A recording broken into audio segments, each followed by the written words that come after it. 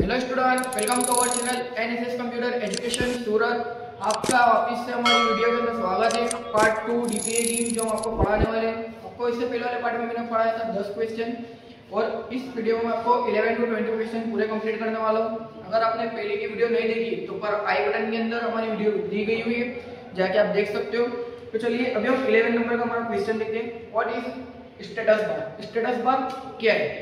तो इसके अंदर लिखा हुआ है अ बार at the bottom showing details like the active cell, sum of selected cell and each।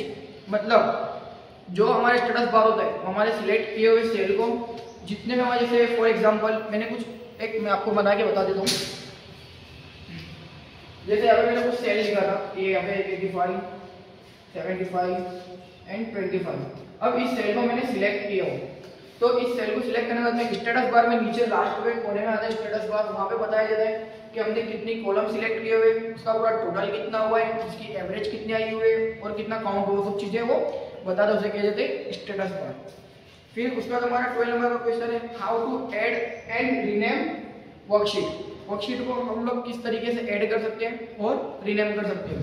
तो जहाँ पे हमारा एक्सेल के अंदर यहाँ पे जो मैंने आपको पिछली वीडियो में बताया वर्कशीट 1 वर्कशीट 2 जो होता है उसके अंदर ही एक यहाँ पे प्लस का आइकन दिया होता है, जैसे आप उसे ऐड कर सकते हो।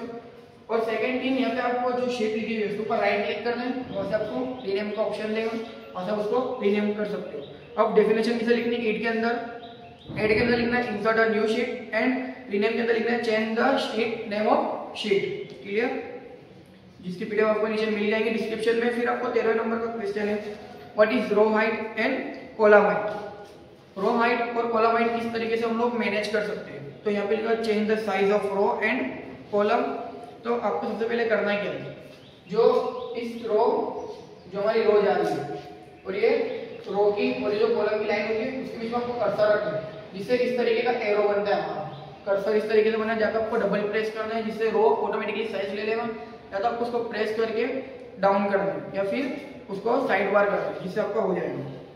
फिर हमारे 14 नंबर का question what is cell formatting. So changing the averaging of the cell like found colour border. जैसा ये जो हमारा सेल है इस सेल को हमारे बॉर्डर देना है, कलर देना है और इसके अंदर जो टेक्स्ट लिखा हुआ है उसको बोल्ड करना है, तो उसे कहा जाता है सेल फॉर्मेटिंग। क्लियर? फिर उसके आता है मर्जिंग सेल्स। 15 नंबर का जो हमारा क्वेश्चन है what is merging cells. Merging cells क्या होते हैं कि दो या दो से ज्यादा सेल को एक साथ में लेना है और उसको मर्जिंग करना है, जिसकी शॉर्टकट की होती है alter plus HMC। Alt plus HMC। Alter H का मतलब होता है home menu, merge and centre. Clear? आप इतना भी करोगे तो भी हो जाएगा। फिर ये जो हम प्रैक्टिकल को हम एकदम अच्छे से सीखेंगे, ये जो क्वेश्चन आपके इंपॉर्टेंट है वही बता रहा हूँ आपको। तो उसके अंदर आपको लिखना है joining multiple cells into one large cell. फिर 16 नंबर का क्वेश्चन है what is cell protection. So definition looking cells so they can't be edited without a password. मतलब किसी सेल को लॉक करना जिससे कोई और उसमें चेंज ना कर सके। क्लियर? वो भी मैं आपको उसी में बताऊंगा। तो उसके बाद हमारा 17 नंबर का क्वेश्चन है what is cut copy and paste. तो कट क्या है, कॉपी क्या है और पेस्ट क्या है, वो आपको एकदम इजी पता है। फिर उसके बाद में आता है व्हाट इज पेस्ट स्पेशली।